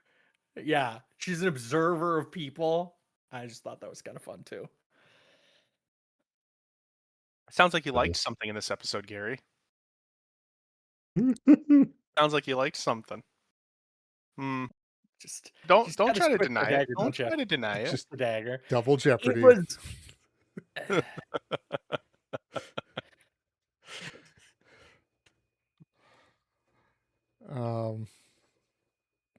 Unless anyone else has anything else they want to keep talking about too, I'm just kind of going through picking out points that I wrote down in my notebook here. That's fair. No, that works for me. The next part I have is then the note I wrote down is Andy and Lucy searching porn at the police station. Yes. Yes. So Yeah. help me connect the dots here. It's because Laura and the other gal were in one of the magazines. They're now searching to see if there was a connection between the first gal from the other scene that we know only about Cooper talking about. Yes. Cooper's first crime scene prior to the episode, to the show. A nearby town, I think, or something like that. I don't say where. Across the state, I or think. maybe they do. Across the state. But yeah. And it seems like it's a wide net they're casting. Doesn't he say like every episode of Flesh World from the last 3 years or something like that? Like that, yeah. Something. And of course, who better to go through that than one boy and one girl in an office all by themselves who know each other well? It seems like an HR nightmare no matter how you Yeah, I was slice gonna it. say like there's no HR manager in the 90s, Nick. Ugh. Awkward. Don't worry. And two, what wasn't sorry, you go ahead, and then I I was was gonna gonna say say something. they're adults. They can handle this. Right. Right. I was gonna say, does Cooper know that they were trying to hook up though too? Oh, Cooper's gotta know. Oh, yeah. Cooper's got an insight, but I mean, they had that scene thick. where He's there was pretty thick. the scene where Andy like walked into the curtained room to talk with Lucy, and they were like, "Cause yeah, how's that going? You got to get back on that horse or something like that." And then it walks out, and Andy says something to at least Hawk is in that group, maybe Truman as well as the sheriff, and he says something like, "Sorry, struck out again" or something like that. So he knows that there's already some sort of weird relationship tension between those two Maybe he's people. trying to spring something. He's trying to get them going. Just, hey, stare at all these nudie magazines, and They're in maybe something heat, will happen as for some you. people might say. They're in hate. Back in my day, Boo. that's how you define it. Yeah, it's just, well, it's funny. Andy leads with that comment too. He's like, "I know this is really uncomfortable." We're both professionals, which I don't know if Amanda said this or not, but we did figure out. So the actress who plays her, what's her name again? Lucy in the show. Lucy. The actress who plays Lucy also voice acts the Feather Duster in Beauty and the Beast. Oh, With a French okay. accent, really? Yes. Oh, good for her. That's some range. Yeah, it is. Wait, which Beauty and the Beast are we talking about here? The old one. The cartoon Is or it? the The animated? cartoon. You can't say Disney because there's also a live action Disney one. That seems really recent. That's why I said the old one. Yeah. A very recent. How old are you again? Old man Smithers over here? Me? Yeah, you. Seems very recent. Tyler said recent. I didn't. Oh, I heard. I'm sorry. Tyler said Don't recent. You said apologize. old. I Well, knew which one you're talking was about. I'm asking- old. I was asking like the like when you're talking about, she said like the Feather Duster. I was asking for clarification. Are you talking about the old one or the more recent, like the live action one that they did? That was the context there. I knew which one you were talking about. You said the Beauty and Beast. There's only one. Well, I mean, I agree there is only one, but for our listening audience, I thought I'd make a clarification too, even though I didn't actually know. I think for our target, I want to know I what think- Steven's opinion is on the acting in Beauty and the Beast. I That's a just want to different throw out a podcast, Gary. clarification. That's a different podcast. Just want to throw out the clarification here. I'm pretty sure of all of who our target audience may be for our one dear listener, Gen Z, I don't think is who our audience is. That they'd be focused on. Don't the you more discriminate against our listener? recent listener. Don't you pigeonhole our listener? Oh my goodness. Our listener is actually Gen A through Z. You don't classify them. You don't classify. All are welcome here. Yeah. She's a unique character, that's for sure. Okay. Sorry, I have to bring this up as well because we were just talking about that actress and what she was known for being in Beauty and the Beast. Because this is a Gary thing, she is also in Speed 2 Cruise Control. No. She is the Cruise tour director. guide, I believe. Cruise director. Cruise director, yeah. Also Oh, really? very, very ditzy. Like, awesome. Thank you. Thank you, Tyler, for leading credence to a very good movie. I didn't lend credence to anything. I'm just saying this actress is in that movie. She chose poorly. I haven't feel seen like that after movie in a you're while. in Twin Peaks, your acting opportunities dwindle very greatly. There's This a is whole the third controversy season. thing apparently in she gets involved in some of the Nickelodeon sexual misconduct stuff as well somehow. So yeah, she doesn't get much. She doesn't get much work after that for sure. We'll avoid. Feel free to head to Kimmy Robertson's Wikipedia and leads things off there. So. Uh-oh. Okay. Uh-oh.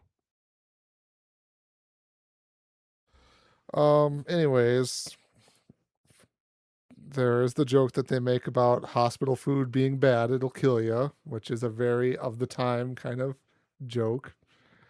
Mhm. We also learned that so I get the names confused here sometimes. Nadine is the wife of Big Ed who has the eye patch, right? Yes. Yeah. Curtain Okay. closing gal. Okay. Curtain lady. We learned that the reason she's wearing an eye patch is because they were out pheasant hunting together shortly after they got hitched. Big Ed shot a rock, apparently, and that ricocheted and hit her in the eye. Yeah, like he said that, and I was like, "Oh my god, you could have killed her." And he follows it up with, "She never blamed me." I was like, in my head, I was like, "That's 100% your fault, dude." Yeah, Yes. I also was like, "Damn it! I was hoping it was a curtain runner related accident, and it was a shotgun related accident." Okay, Yeah, so I will jump in really quick with a potential conspiracy theory. Why not? I don't hardly ever get them. I'll say conspiracy theory. 4? number I 4, don't, number 4. Okay, because everyone conspiracy theory number needed 4. to be needed to be Our kept third with number the 4 of rails the today. episode, I think. Exactly. Nadine, who we've had reported as a crack shot, is the one who actually pulled the trigger from outside the window and took out Bobby. Took out Leo? Leo. Leo is his name. While she was in a coma. Yes, he's that good. She's that good She of a just, shot. we never see her take the pills. She just puts them out on the plate there. Wants to make it look like it. She has an alibi then. Goes out, shoots Leo because she finds out what's happening, and comes back, and then lays down like she's actually knocked out. It all comes Man, together. man. It was kind of brutal learning about how her eye, got shot out. And Yeah, honestly. After Well, this Albert much time, I laughs. just accepted it. well, I think Also, Albert's very crying, matter isn't of he? fact. Like, I sorry. thought Albert was crying. He is crying laughing. Oh, is he? Oh, He's that Yeah. makes Oh, I crying thought he was laughing. straight That's crying. total- He is. He's totally being a jerk about it because he's like smirking back and forth, and Andy or Hank, I think, is standing next to him and is like looking at him like, "What are you doing?" Oh, Truman Yeah. standing next to him, giving him the smirk because it's like, "Stop that." Yeah, he's totally being an ass. Okay, Yeah, I Ed is missed that. very matter of fact and very somber and very like even toned. And then the other Agent Dick is like laughing at like the small town hillbilly related like firearm accident. Yes. Like it's just silly shit. Well, I just want to point out that this means that Dick Cheney is not the first person to shoot someone else with a shotgun. Hunter safety courses. Take them. Which would have come first, this show or Dick Cheney? Dick Cheney was president old as until hell. 2000. Yeah, In the 90s, early 2000s. He was- So this would have happened first. yeah. Dick Cheney's old as hell. Yeah. Right. Yeah, but this still happened Like before Nick. Yes. Yeah. Which came first? The hunting accident within the show versus the hunting Or the accident with Dick hunting Cheney, accident. or Yeah. Dick Cheney Yes, as that a was- person. That was Fire. my question. Okay. The event, not the Oh, yeah. person. Yeah, no, he got inspired from this show. Right. See, Twin Peaks just keeps inspiring generation after generation. Dick Cheney's an avid Twin Peaks watcher. This canon now. Then we go on to the entire montage. This was so many donuts. There's always so many donuts. They actually make a reference to, we're gonna get the donuts.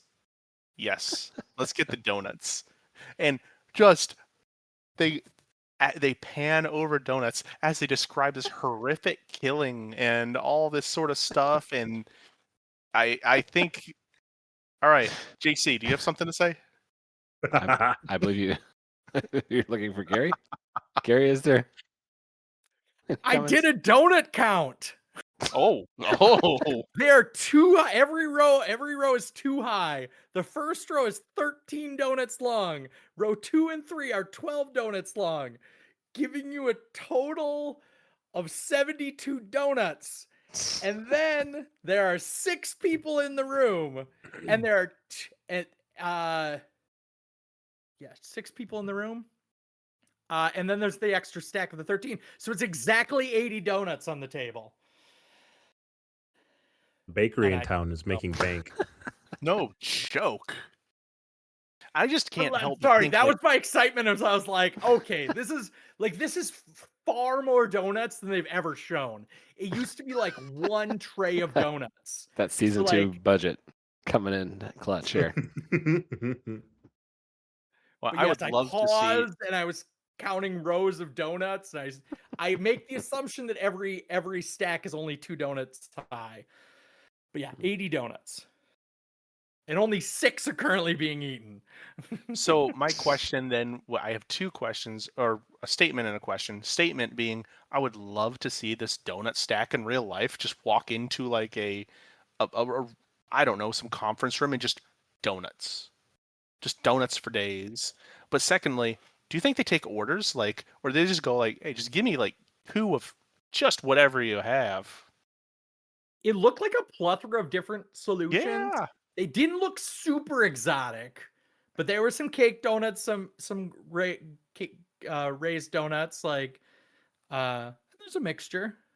I didn't see like apple fritters or anything mixed in there. Maybe there was a muffin. I'm not sure. No, I don't think so. But yes, 80 donuts, Steven. That's what your Sounds what delicious. your life dream needs to be. 80 That donuts. sounds delicious. I However, was in the just current in DC. economy, Oh, I was just in DC the other day, and you know what I took from DC?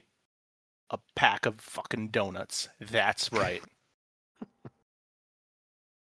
I was gonna say in the current economy, I don't know what 80 donuts cost, but I'm sure it's I think each donut is over $1 now. So that's Yeah, they've got to probably be. $150 in donuts. I'd That's say a at lot of least. money. Even if you get a discount And on they buying so many donuts. do this daily. Right. Supporting. Excuse me, police chief. Like, your budget looks a little offset. Like, where's all the money going? Oh well, Donut. we do have a quite high donut and coffee budget that's set aside as part of our benefits package. It's that Allocated old. for Always It's that. basic fresh donuts purposes. every day. It's that old tweet of just like monthly food budget, monthly whatever budget, donut budget for Donut. $40,000. Someone who's good at the economy help me Help me budget balance this. my budget. I can't fix this.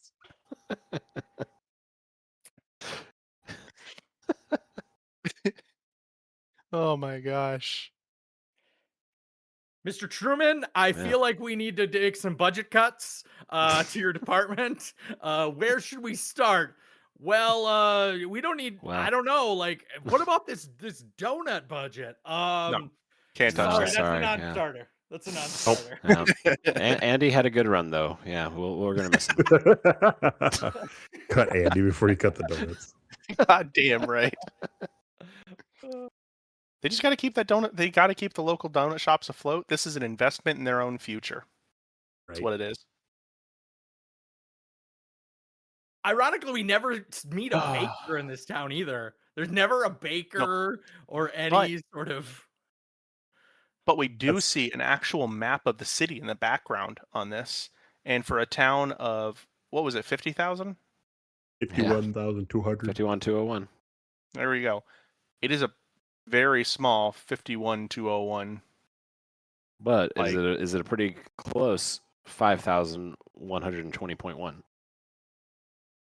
Yes, actually. There you go. It's literally the 20 characters we know and 49,000 bakers. They just buy one donut from every person. It's not even a Exactly. big deal. Exactly. That's how they're able to keep them going. But it was a pretty the description of that scene also was pretty chaotic, and it just panning over the donuts as they did it.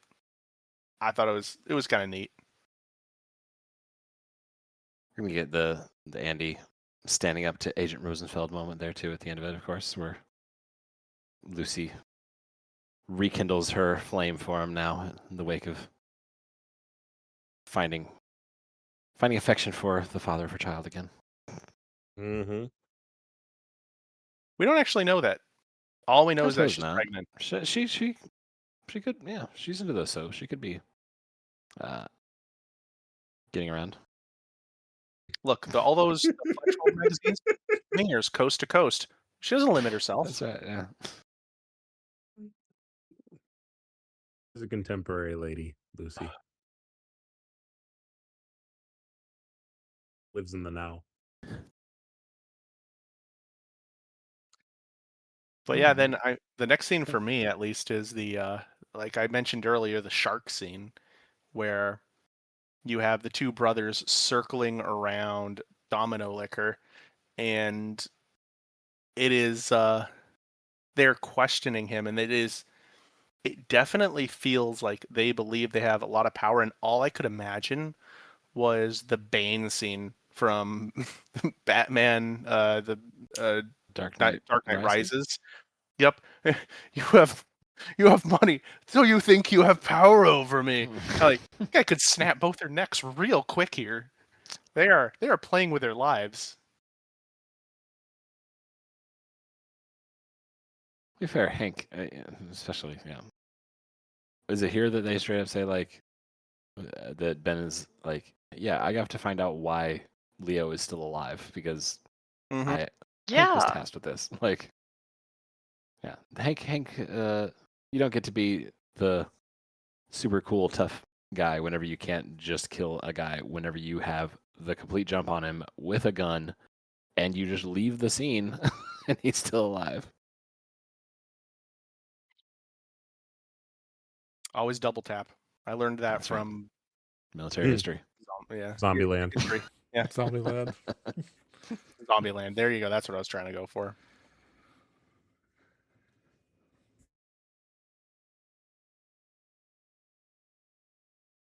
I think slightly before that scene, it's a very small thing, but we have a new person showing up and asking about where Josie is. And That's right. Yeah. right? The The phone fucking call. Yakuza? Right? Who? Did you say Yakuza? I said Yakuza. Just an Asian businessman, And he's sort at of? the hotel Well, and then immediately calls Hong Kong, Hong Kong presumably instead. to report Like, what he's oh, found out. yeah. That's the only place that an Asian person would call. Or Japan. Back in those days, how many? Back in the good old day where when Hong Kong didn't belong to the PRC. How's that? How's that? Gary's not even here to hate on my geopolitics reference. That's a very strong history and geography point. But yeah, no. So that was I definitely felt like he had gangster vibes about him, or very hitman vibes about him. Did not seem like a type of person that you'd want to cross. And that's why my mind just went to Yakuza. I'm sure there's other nefarious organizations in East Asia that could be whatever, but my mind went to Yakuza. You 'Cause we know, don't- when go ahead. I would say we don't really know what happened to Josie, right? Like Nope. last we knew was that Catherine found out that Josie and Ben were working together, and that's kind of it, right? Okay. And then Yes. she went to Seattle. That's right, the Seattle trip. Yeah. See, that's what I'm going to say next time I have to Shut just in. leave because I'm going to be attacked or killed. Hey, I'm leaving. I'm going to Seattle. And now all you guys are going to know what that means. If I send like a text or something, I have to go to Seattle. You know, I'm being hunted by Amanda's, hitman. And he says he's not scared of you.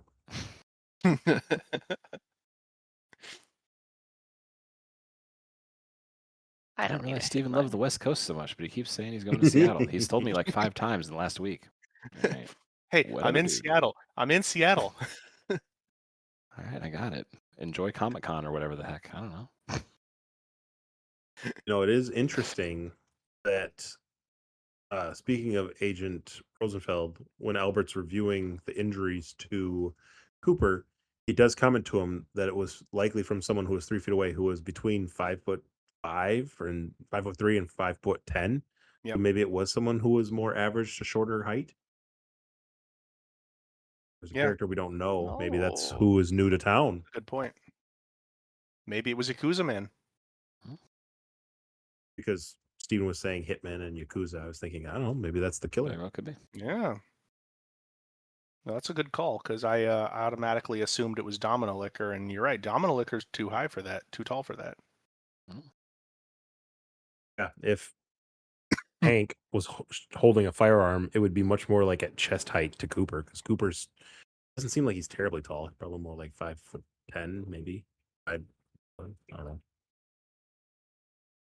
Interesting. Ooh, This is where the anime shows are better because they give you like this person is this height, this person is this, like, here's their blood type. You get all those stats, so then whenever they have Right, little right. Easter eggs like this, you're like, oh, hey, I can Can look we up the put it information. together? Right. Exactly. Conspiracy theory number 5. Ooh, we got another one. It was actually Colonel Hammond that shot. Bob's dad. Yeah, Bobby's dad. It was Bobby's dad that shot him. Because Cooper's running up on some top secret clearance sort of things, and Bobby's dad's got to enforce. Could be. That would also. Are we counting? Is this a real conspiracy theory, Stephen? Or are you just throwing stuff out Did there? I say conspiracy theory 5 for nothing? Yeah, but you said it in like a very normal tone of voice, You and said I the just feel number like that's not correct, how which we is say perhaps it. the most suspicious thing. Because That's I'm not true. like, You didn't say the right not number. yelling anymore. Andy had the I've already correct had my number. daughter I out wasn't on me sure. once here. It really threw me off that Stephen had the correct number. It threw me See, off too. there's Yeah. questions about it. It would fit with the fact that his speech to Bobby felt like he was like saying goodbye. It did It's like- really, yeah. So the See? final handshake is like, I'm going to be going away for a while, son. You're not going to see me for. I've 'Cause he's shot a gotta go do federal his agent. classified work. So I've been compromised. I'm gonna go to Seattle, Maybe son. he works for the aliens. He does at Stargate Right. Command. the giant says we, so there's True. Mm, we, myself and the captain. Yes.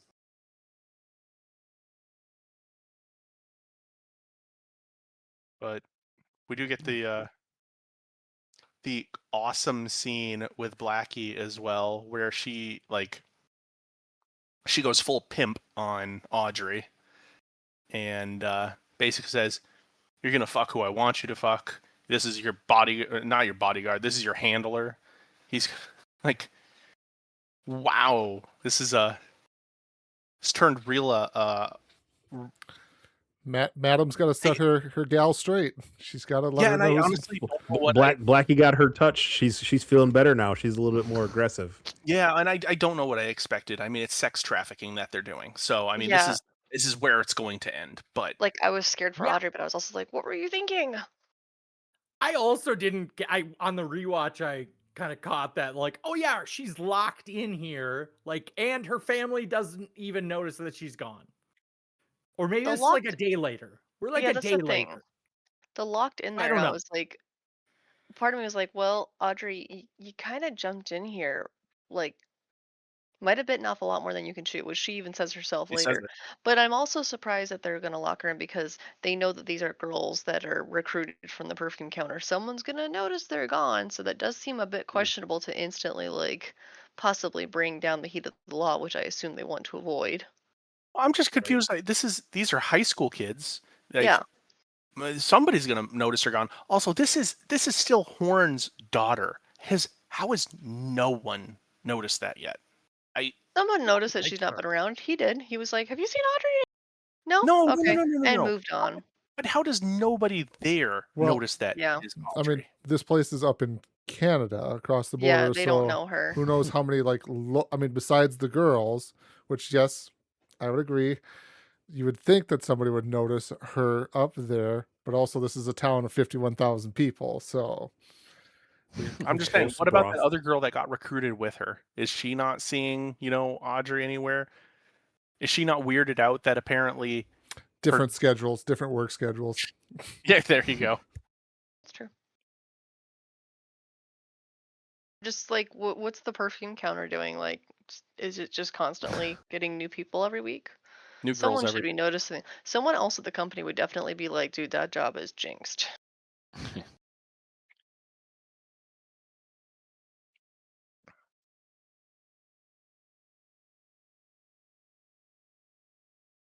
But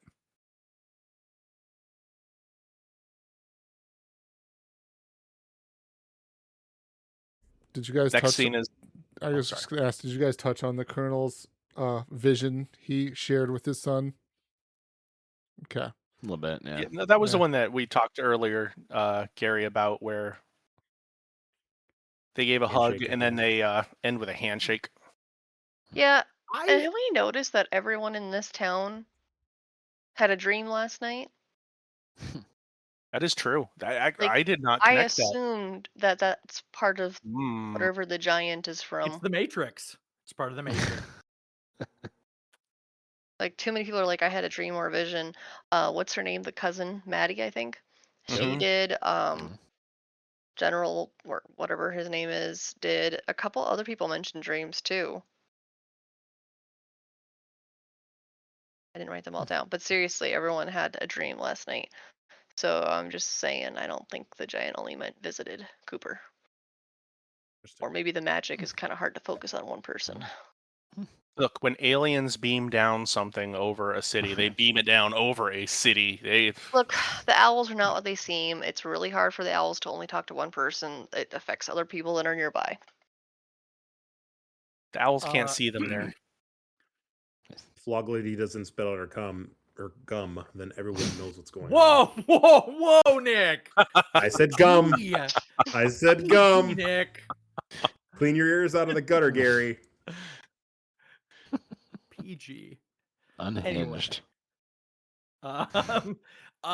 So going back to the Major and his son Bobby, on the rewatch, like I the first time I took it as face value. The second rewatch, I listened. The Major specifically says, I was at a door and I saw my son. Like, and it almost sounded as if he was talking about a different son. Different person. Like maybe yeah. Bobby is like a stepson and he has a real son who like died in the army, who he really loved and he missed. Ooh. But then it actually reconnects a little later on. But like, honestly, on the rewatch, I thought he was talking about the son he actually wanted, not Bobby. Like, I don't know if anyone else caught that. That he speaks about Bobby in the third person. There was real weird. Yeah, a brief moment where I was like, is there another son we don't know about? Is he like you kind of said, did the older son maybe die or something like that? But yeah. And then they roped it up at the end of it. It was Bobby. It was always Bobby.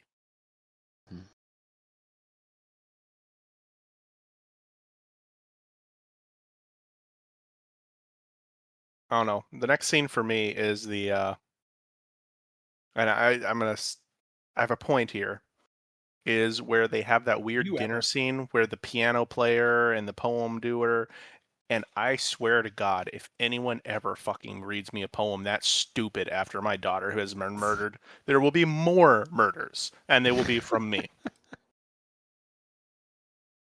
I was sitting there just cringing as this poem happened. I'm like, who gave this kid license to do this? Who was the moron who decided this was a good decision? Steven's Dad loves it though. Favorite scene in the episode is obviously dinner time. Of course. Yeah, that's where you get some dancing going on. That you guys like defend the writing of this show vehemently, and then there's just points where you're like, yeah, I can't get on board with this. No. The scene works for what it's trying to do. It's trying to be awkward. Okay. It's trying to be bad.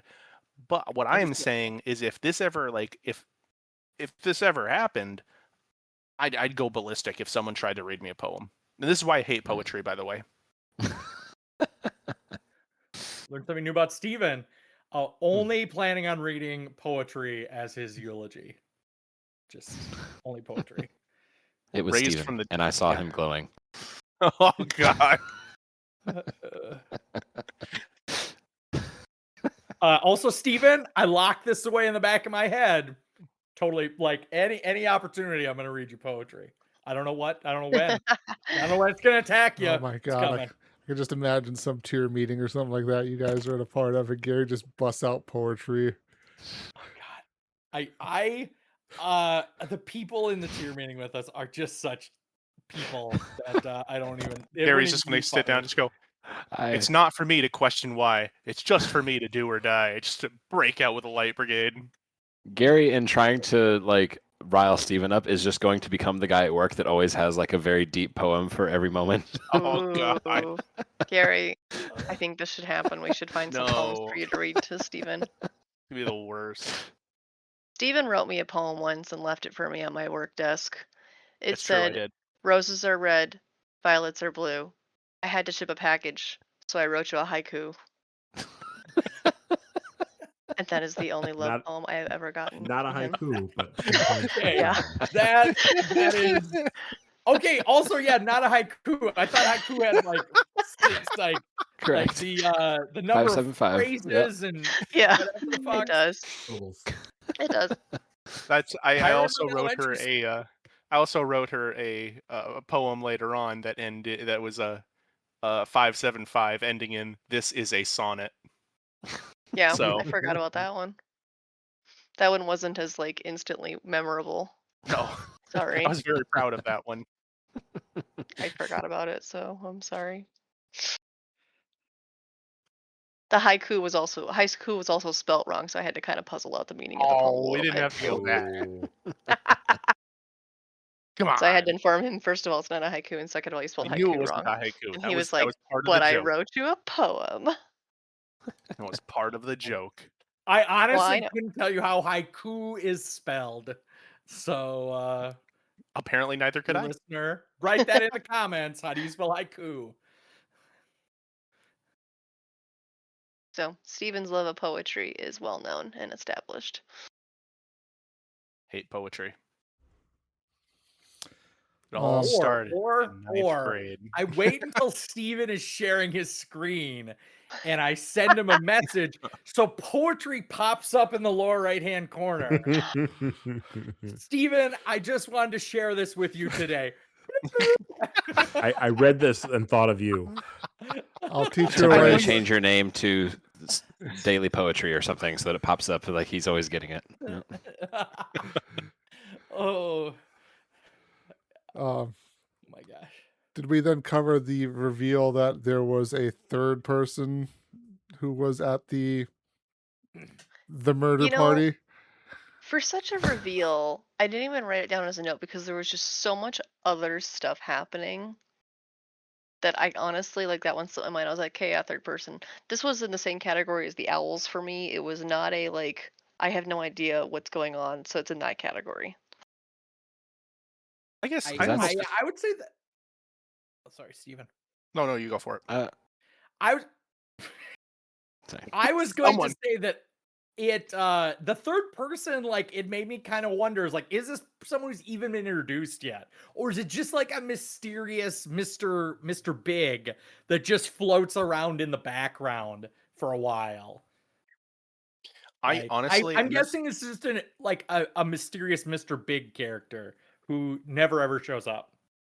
Well, I think I guess, real quick, I will say that, and this might have just been my misinterpretation of the TV show up until now. I had it in my head that there was a third person this entire time. So when this was a reveal, I was like, yeah, and move on. So it wasn't that big a reveal for me, but that's probably a misinterpretation of the stuff leading up to this. But that being said, they also do show like the images, the psychotic images of the third person, which was genuinely a little scary. And just like, with Laura laughing like a crazy, like, Yeah. it was terrifying. I thought she was screaming, I guess. Oh, I thought she was laughing. It's some sort of demonic face. It's unpleasant. Yes, Steven, I was just trying to get to the end of this fucking episode, and that shit hit me at 2 a.m. when I was ready for bed. Yeah, no, and I I'm had to just turn like, it down a little bit and get to the end. Come on, get to the end. And it's like drifting off, and then just like, fuck it, like the lady's possessed by demons, and like horror movie like snapshots. I'm like, this, as I said, one more reason this doesn't fit the rest of the narrative of the episode. It just like jumps to a horror movie for like 30 seconds. Yeah, that doesn't look like crying to me, Amanda. I saw, JC just sent us all a picture of it. Luckily, I saw the little what he wrote, and I have refused to click on the picture. So That's fair. I won't do that to myself right now. Yep. Don't do that. Not at this time of night. Nope. Lightning going off around this. Can I hide that? How do I re-spoil that? Leave the channel. Leave the channel and go back to it. How do I re-spoil Yep, that? nope, I saw that one. Regret my I'm decision not doing it immediately. myself. We're doing this in the middle of the night. It is dark outside. There is lightning and thunder. I am not going to sleep dreaming about this face. So no. Yeah, I mean, talk about range. Yeah, the Laura actor is from Maddie to Yeah, she's Yeah. done quite the Yep. variety. I will grant her. Yeah. Credit where credit's due there. Yeah, in terms of the third person, we essentially, it's kind of unnamed, but also we have the moment where James has his revelation to the interview, like the stuff that has not been mentioned all the way until season 2. But he's like, "Oh, hey, by the way, Laura said she was going to go hang out with Bob, who drove a red Corvette, Bob. and he really lights my fire." And she said things about fire. That's weird, right? Like, yeah, James, it is. You should have said that a while ago. But Hey, James, Just you a withholding Game information Boy. again? Good job, buddy. you're out of the Bookhouse Boys again, James. This is not conduct becoming. You're out of your depth, son. You're out of your depth. Yeah. So at least that's my thought would be the Bob ties into this, but I honestly cannot recall how this whole thread of the third man thing weaves in and out. So Beelzebub. there you go.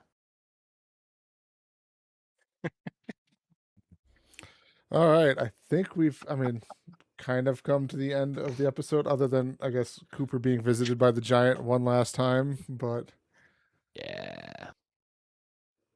Oh, by the way, did anyone else want to cover anything else or talk about anything else here? Did you guys talk about the one-armed shoe salesman? That's right. That's right. oh Shows yeah, up. he shows Warren back Shoeman up. comes back, and he's looking for Agent Cooper. Truman, right? And I was think looking for he's- Truman because he Truman, I thought it was Truman. Truman. That's right. yeah selling shoes to the department. There's just something that seems wrong about him. Like he comes in, and even what's her name notices that there's something wrong about this guy. I don't know. Lucy. She might have Lucy. also been part of the conversation about the one-armed man. Like, I don't remember if the one-armed man was part of the group powwow. But I tried my hardest not to be off-put by someone who only has one arm, but it's still it's viscerally unnerving to see like that. I don't know. Hiding I'm a terrible something? person. What, Nick? Does that say something about me?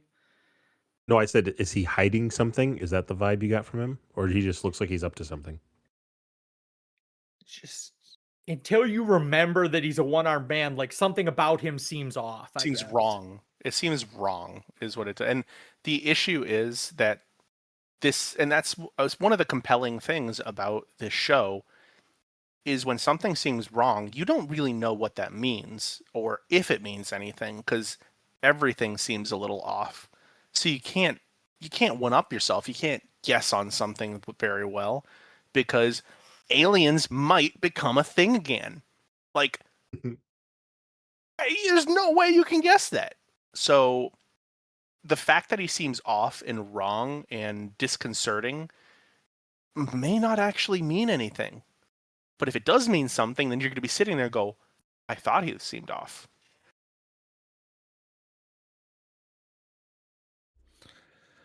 All right. Anything else we want to touch on before we wrap this episode recording up? Getting a lot of blank stares and shaking heads. All right. So, Other than Steven's wrong, I just want to reassert that. gotcha. Do we have little clips and recordings of both Gary and Steven saying, I vehemently disagree with... I should We get need one. this of both of them. I should Make get that, one of Gary doing that. So that'll be on my list to do. That's not better. What's actually better is I specifically disagree with Gary. that is better. Let's not get into using that at the end of the episode here, because Copyrighted, Steven. There You could don't be know that. It's copyrighted already. Your own voice. Copyrighted. Signed a reference for all likenesses. yes, I secretly own all of your guys' voices. God damn. I knew it. pretty soon I'm just gonna be generating AI podcasts of just me talking to a bunch of computers. You don't even have to do you. You just Yeah. all the computers talk to each other. I'll just start typing prompts in and be like, go for 3 hours, and then okay. All right. So for next time, we will be back to watching 2 episodes because we dropped back down to like 30. I forget. Is it 30 minutes long episodes, JC, or is it It's 45s. 45? So yeah, we dropped back down to episode length, going back down to 45. So Yep, season, so watch 2 episodes again. Yep. So season 2, episode 2, titled Coma, and season 2, episode 3, titled The Man Behind the Glass. And what was it? I had one more random thing that was just going to pop up. Other than still waiting on for those users to comment somewhere on the podcast feeds where they're listening at, so we can have Stephen give them a thumbs up at some point in time. What age they are? Actually, here too. If there's Gen Z. Whoa. And immediately they will never comment. Thank you, Nick. You're welcome. Whoa, Nick. All Too right. far. Too far. So before Nick drives us any further into the ground for this episode, we will go ahead and wrap it up here. So we want to thank our dear listener for listening. We hope you have a good one. Until next time. Bye, everybody. Auf Wiedersehen. Bye. Are you